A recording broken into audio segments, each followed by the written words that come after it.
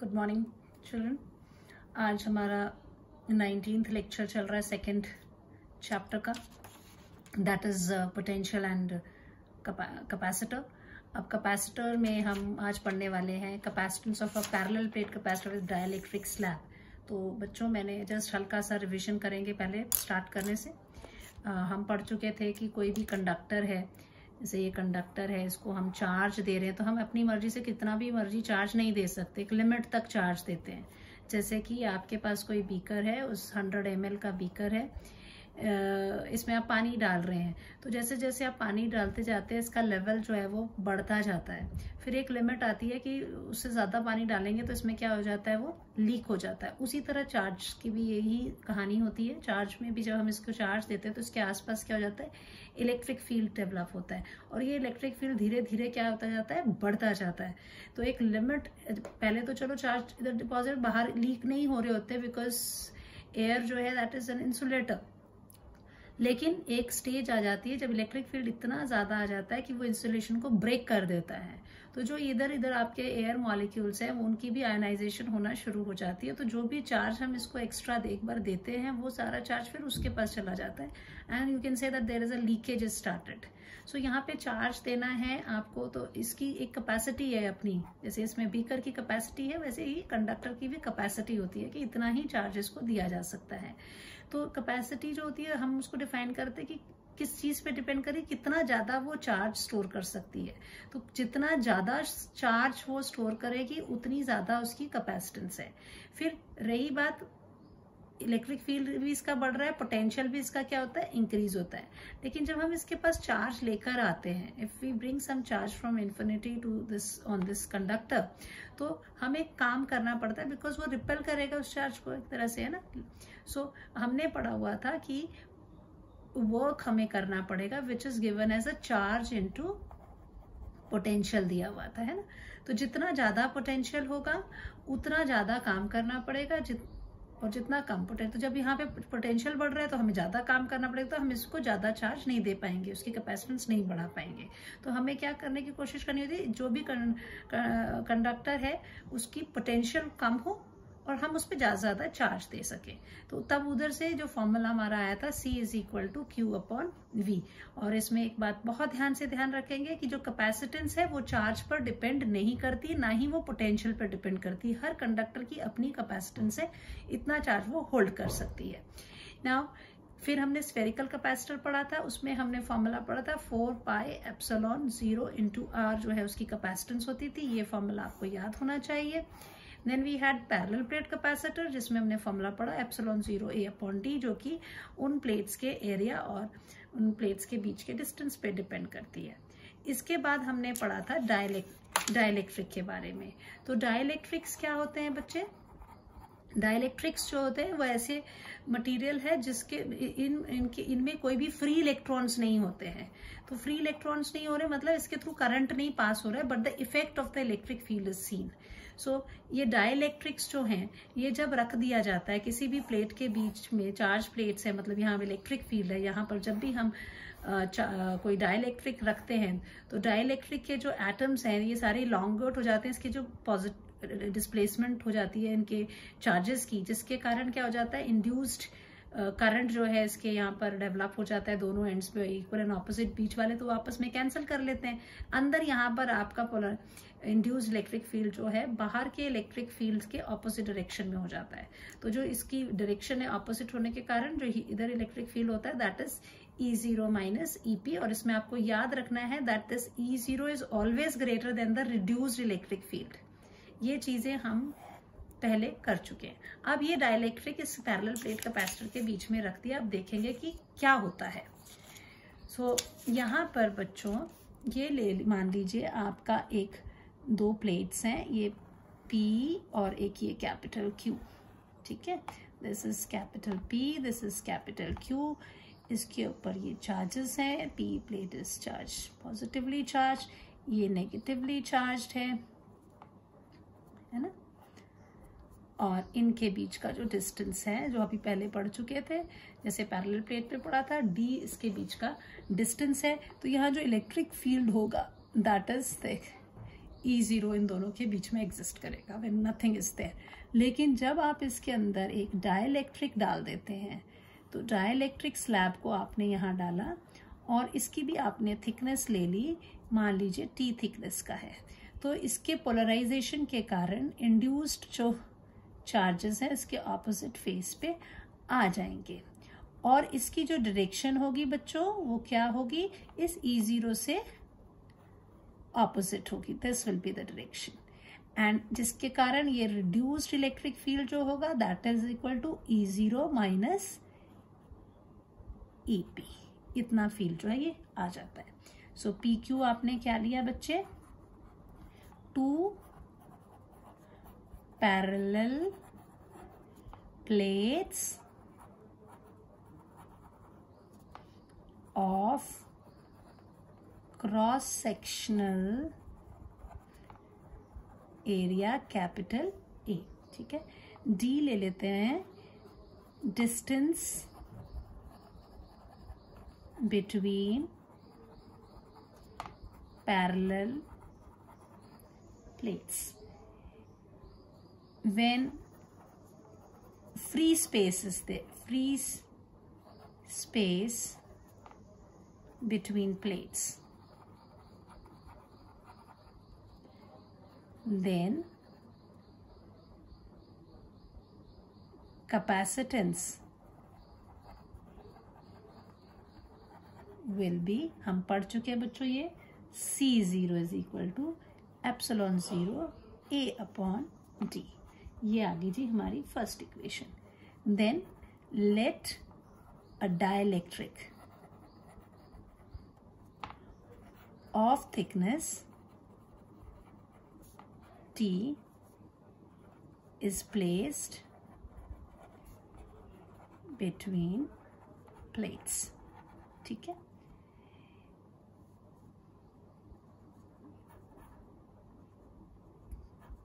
Then due to, ये लिखना जरूरी है किसके कारण हो रहा है, पोलराइजेशन। पूरा एक्सप्लेन नहीं करेंगे, सिर्फ पोलराइजेशन वर्ड से ही पता इस डेरिवेशन में हो जाएगा। Polarisation of dielectric equal and opposite कौन, induced charges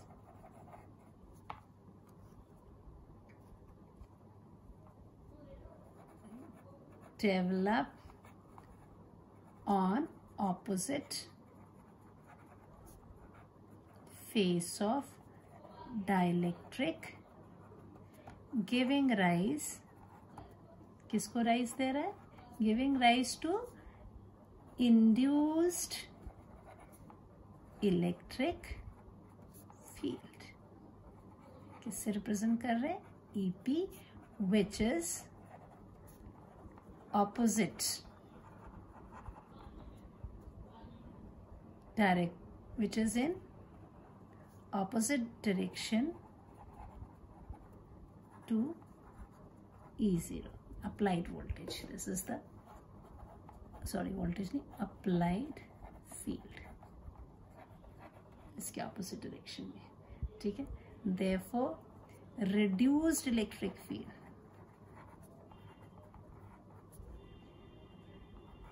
E is equal to E0 minus EP। This is what we have inside the,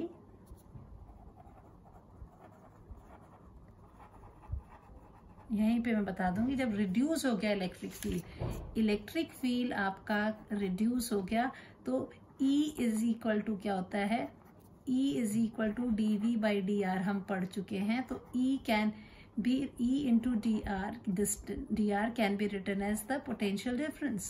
so E अगर कम हो गया है तो dV भी कम हो जाएगा, और जितना कम पोटेंशियल होगा उतना कम काम करोगे, जितना कम काम करोगे उतने ज़्यादा चार्ज आप उसके ऊपर चढ़ा सकते हो, तो कैपेसिटेंस जो है वो बढ़ जाती है। तो यहाँ से क्लियर है, रिड्यूस इलेक्ट्रिक फील्ड हो गया तो इसने तो कैपेसिटेंस बढ़ानी है। Let's see now, according to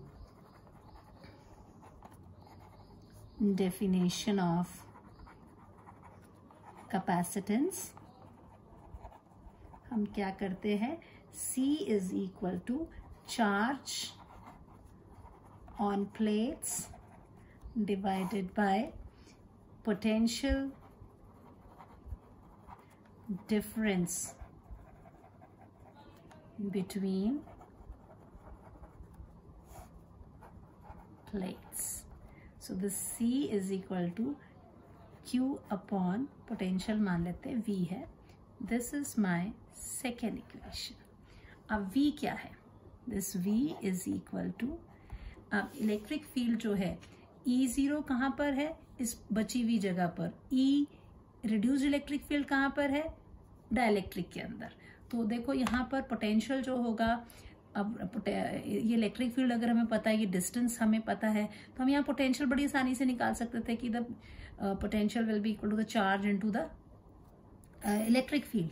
लेकिन डिस्टेंस, ये इधर पे जो फील्ड है यहाँ अलग है, अंदर अलग है. So this can be written as that equals to potential V is, I can write it as E0 कहाँ पर है? D माइनस T रीजन में है, प्लस रिड्यूस्ड इलेक्ट्रिक फील्ड किस रीजन में है? डाइलेक्ट्रिक के अंदर है, इसकी थिकनेस 3 है. बिकॉज यहाँ आप लिख सकते हैं that because E0 is in region जो of thickness D minus T, जो बची हुई जगह है directly, and E is in region, is inside the dielectric. ठीक है, जिसकी थिकनेस कितनी है? T है, इसलिए ये आ गया आपका. अब इसको सॉल्व कर देते हैं. So this will be equal to what? This V will be equal to E0, क्या था ये? D माइनस T,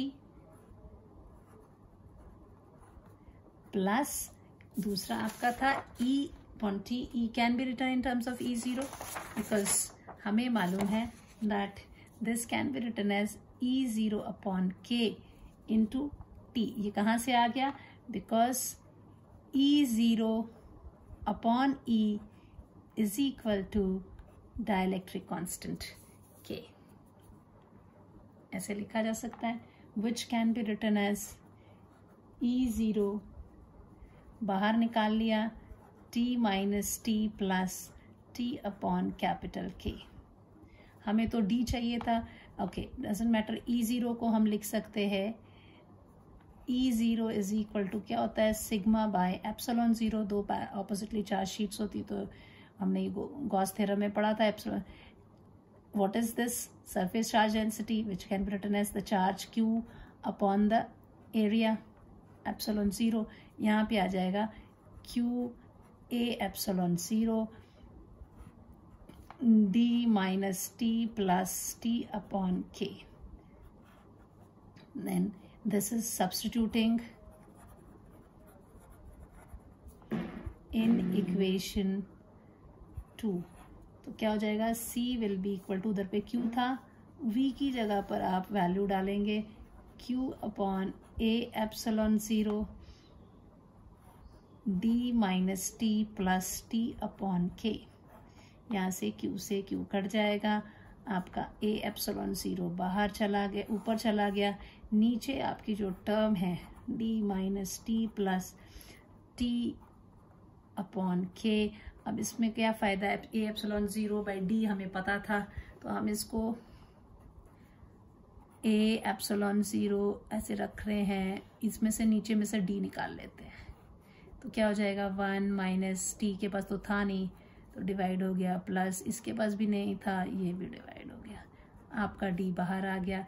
आप इसको A एप्सिलॉन 0 बाई D को, जो A एप्सिलॉन 0 बाई D ऊपर रखा, नीचे आपका आ गया 1 माइनस T अपॉन D. अब देखो ये भी T अपॉन D है, ये भी T अपॉन D है, तो ब्रैकेट में इसकी जगह बच गया 1, और ये माइनस साइन है बाहर, तो ये इसका भी माइनस हो जाएगा. It will be 1 upon K the dielectric constant, and this is equal to C0 upon 1 minus T upon D 1 minus 1 upon K is the capacitance. ये फॉर्मूला बच्चों आपको याद रखना है, ठीक है। अब इसमें ध्यान से देखो, C1 डिनोमिनेटर में क्या चीज़ आ रही है आपकी, ये आपका डिनोमिनेटर है 1 minus some quantity is there. तो अगर आप ये देखो कि जब भी किसी कोई भी नंबर है, इसको आप नीचे डेसिमल्स वाला नंबर नीचे आता है तो आपका आंसर जो है वो ज़्यादा आएगा। जैसे मान लो मैं 90 को डिवाइड करती हूँ, एक 0.9 से कर रही हूँ, 1 से लेस है, 1 माइनस करके मान लो 0.9 आया, तो क्या कितना आंसर आ जाएगा, ये हो जाएगा 900 upon 9 is equal to 100 answer आएगा। अगर मैं इसको 90 को 1 से बड़े नंबर से कर रही होती, 9 ले लेती, तो आंसर क्या होता है 10। तो जब भी 1 से कम होता है तो डेसिमल, जब भी डेसिमल आता है तो रिजल्ट इंक्रीजेस। तो ये वाला जो एक्सप्रेशन है ये इम्प्लाई करता है the capacitance is greater than the when capacitance of plate when air was there. Dielectric वाली जो है कैपेसिटेंस वो ज़्यादा है देन दिस वन। अब इसके स्पेशल केस लेते हैं, सबसे इम्पोर्टेंट वाला कि फर्स्ट के केस 1, अगर मान लीजिए इफ टी जो उसकी थिकनेस है डाइलेक्ट्रिक की डी के बराबर होगी तो क्या होगा। तो C will be equal to what, C will be equal to C0 1 minus D upon D 1 minus 1 upon K। ऐसे ही सॉल्व करेंगे ना बच्चे, D से D कट जाएगा, C0 upon 1 minus 1 plus 1 upon K, ये कट जाएगा इधर से भी, ये K ऊपर चला जाएगा, तो C is equal to K times C0। So जब डाइलेक्ट्रिक आ जाता है तो उसकी कैपेसिटेंस जो है ड्यू टू डाइलेक्ट्रिक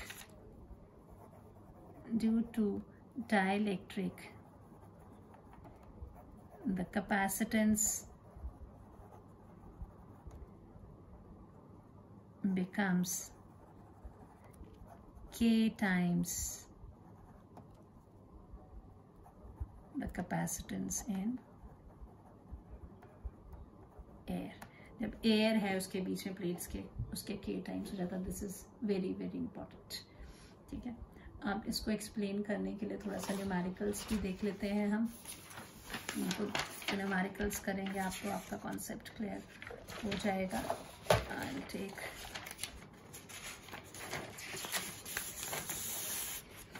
पहला न्यूमेरिकल लेते हैं। एक पैरेलल प्लेट कैपेसिटर है with air between the plates के बीच में है, और प्लेट्स हैज अ कैपेसिटेंस 10 पिकोफैरड, है ना। ये 10 पिकोफैरड दिया है इन्होंने, दिस इज कैपेसिटेंस दी हुई है ना। इसको देख के पहले क्या चीज़ दी है वो आपको निकालनी है, लिख लेनी चाहिए। सो दिस कैपेसिटेंस कब है, जब एयर है इसके बीच में, तो दैट मीन्स हम लिखेंगे C0 इज इक्वल टू 10 पिकोफैरड, ठीक है। अगर 2-3 हो उसमें और ये टर्म्स होंगी तो हम इसको स्टैंडर्ड फॉर्म में भी कन्वर्ट करेंगे पिको को। But let's see if the distance between the plate is doubled, जो doubled and the space between the is filled with a dielectric of constant K, capital K is equal to 10 दिया है। Dielectric introduce कब introduce किया है, when distance is doubled, that means D dash is equal to 2 times D। if D जो है when distance is doubled, if D original distance है उसको double कर दिया है तब उसको इंट्रोड्यूस किया हुआ है। तो आपको निकालना है C when dielectric is there, तो C की वैल्यू क्या होगी। सो हमें मालूम है ड्यू टू डाइलेक्ट्रिक, अभी पढ़ा हमने, डाइलेक्ट्रिक जब होता है तो डाइलेक्ट्रिक के आने से क्या हो जाएगा, it's becomes K times C0। so I'll write here that due to dielectric C is equal to K times C0, K times हो जाएगी। अब लेकिन इसमें एक ये डाल दिया कि ऐसे उसी डिस्टेंस पे नहीं डाला हुआ है, उसकी पहले डिस्टेंस को बढ़ाया है प्लेटों के बीच का, तब उसको डाला हुआ है। तो इसीलिए हम डायरेक्ट C0 की जगह 10 PF नहीं डाल सकते। K टाइम C0 होता है। ये C कब है, due to dielectric introduce when distance is doubled है,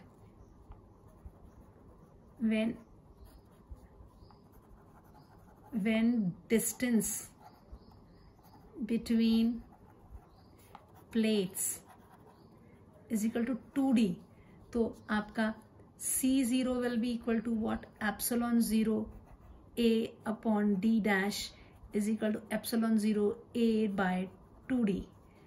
Therefore, C is equal to what?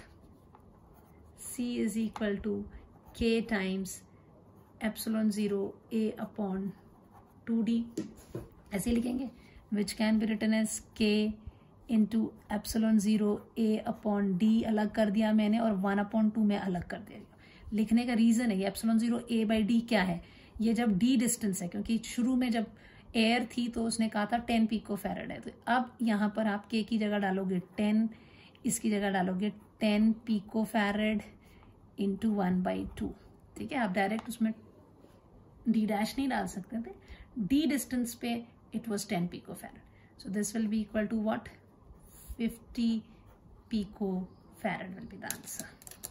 2 1s are 5s है ना, ओके। अब ये है डाइलेक्ट्रिक आपका है, इसमें टेबल दिया आपको फिल करने के लिए, इसमें सारे बेसिक्स रीजनिंग वाले क्वेश्चंस इसमें आ जाते हैं। आपके एग्जामिनेशन पॉइंट ऑफ व्यू से कोई भी कंडीशन आपको दे दी जाती है कि एक आपके पास डाइलेक्ट्रिक है जो कि कांस्टेंट उसका कैपिटल K है, उसको इंट्रोड्यूस किया है प्लेट्स, पैरेलल प्लेट कंडक्टर के बीच में, कैपेसिटर की 2 प्लेट्स हैं, उसके बीच में एक डाइलेक्ट्रिक है, उसकी कांस्टेंट K है। अब कहा है कि अगर बैटरी कनेक्टेड है तो ये चीजें क्या होंगी, अगर बैटरी डिसकनेक्टेड है तो क्या चीजें होंगी। दैट मीन्स आपके पास ये इस क्वेश्चन में ऐसे बोला है कि ये आपका प्लेट्स हैं, बीच में ये आपका डाइलेक्ट्रिक है, इसको कनेक्ट किया हुआ है, बैटरी के साथ कनेक्ट किया है, बैटरी के साथ नहीं कनेक्ट किया है। ठीक है, दिस इज कनेक्टेड। मान लीजिए कनेक्टेड है तो इस पे इसकी कैपेसिटेंस क्या होगी, इसकी चार्ज कितना होगा एंड ऑल, ये सारी वैल्यूज जो है आपको निकालनी है। सो लेट्स सी, अब ये आपका डाइलेक्ट्रिक है, इसमें आपने बैटरी लगाई हुई है, इसकी कैपेसिटेंस क्या होगी ये हम पहले ही पढ़ चुके हैं कि जब भी डाइलेक्ट्रिक रखते हैं तो जो कैपेसिटेंस होती है वो K times the capacitance of the capacitor when a free space is there. तो इसमें जो कैपेसिटेंस है वो इंक्रीज हो जाएगी, है ना, इंक्रीज होती है। C is equal to K times C0। एक बार जब आपने डाइलेक्ट्रिक रख दिया, बाद में आप बैटरी को डिस्कनेक्ट भी कर देंगे तो वो तो उसने तो उसकी जो इलेक्ट्रिक फील्ड रिड्यूस करा ही करा प्लेट्स के बीच में, उसकी जो कैपेसिटेंस है वो बढ़ी गई है। तो here the capacitance is going to increase. C is equal to, oh please मैंने लिखने में गलती कर दी, ये था C increases, that will become K times C0, है ना, capacitance of the capacitor is this.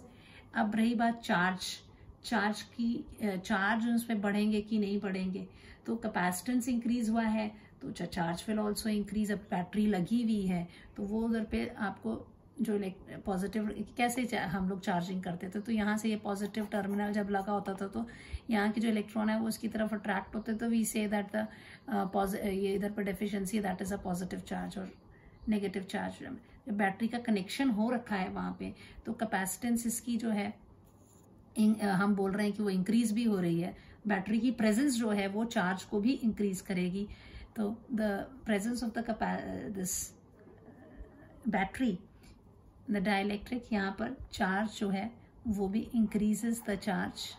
और कितना इंक्रीज करेगा, दैट इज उसकी पोलराइजेशन हो रही है, पोलराइजेशन ऑफ डाइलेक्ट्रिक, है ना।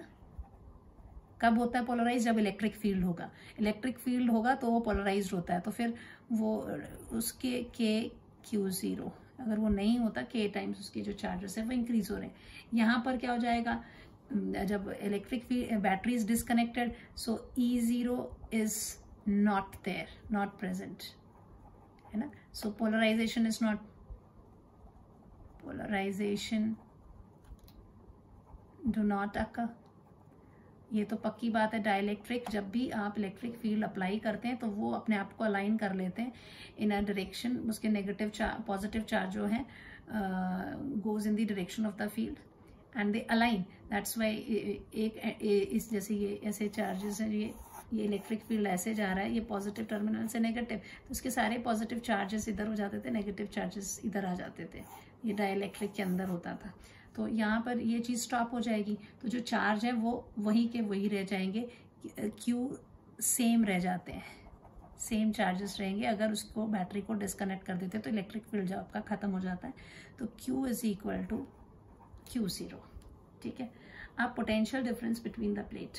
So potential difference between the plate में क्या, पोटेंशियल जो होता है आप जब निकालते हैं तो पोटेंशियल इज, कोई भी कंडक्टर है, इसको आप Q चार्ज दे रहे हैं किसी भी टाइम पे, मान लो इसको छोटा सा चार्ज Q दिया है, और हम बोलेंगे इसकी कैपेसिटेंस तो सबकी पता होती है, अगर मैंने इसको Q चार्ज दिया हुआ है तो इसका पोटेंशियल क्या होगा। तो वो potential is always defined by, हमें जो फॉर्मूला है C is equal to Q upon V, so the potential will be Q upon C। तो हमेशा पोटेंशियल इज ऑलवेज, अगर आपकी कैपेसिटेंस आपको पता है then it is charge upon capacitance लेते हैं, राइट। तो इसकी चार्ज कितने थे इसके, KQ0, वो बढ़ गए, कैपेसिटेंस कितनी थी, KC0, so this is equal to what, Q0 upon C0, that is the original, so it remains, potential is same, जो अप्लाइड था वही पोटेंशियल रहेगा। इस वाले में क्या हो जाएगा, इस वाले में Q0 उसने अप्लाई किया और कैपेसिटेंस कितनी है, KC0, so this is equal to Q0 upon C0 by K, so it is V0 upon K, so potential decreases, ठीक है। ये इंक्रीज हो रहा है, ये भी इंक्रीज हो रहा है। अब बात आती है इलेक्ट्रिक फील्ड की। तो जब भी बैटरी कनेक्ट कर देते हैं तो due to polarization of dielectric, electric field क्या हो जाएगी, डिक्रीज हो जाएगी। और अब this is what happens, the electric field यहाँ पे डिक्रीज होती है। अगर इधर पे दूसरे इस वाले में जब इसको डिस्कनेक्ट भी कर दे रहे हैं तो आप कैसे निकालोगे इलेक्ट्रिक फील्ड को, electric field is equal to what, potential upon distance. Potential is how much, V0 upon, sorry capital K आया है हमारा यहाँ पे, V0 upon capital K, distance V0 upon K into D, तो K फैक्टर आ रहा है जिसके कारण इलेक्ट्रिक फील्ड इज डिक्रीजिंग। ये भी डिक्रीज होगा, ये भी डिक्रीज होगा, सिर्फ कैपेसिटेंस दोनों की बढ़ जाएगी। इसमें चार्ज बढ़ जाते हैं, इसमें चार्ज नहीं बढ़ते हैं, इसमें पोटेंशियल सेम रहता है, इसमें पोटेंशियल जो है वो डिक्रीज हो जाता है।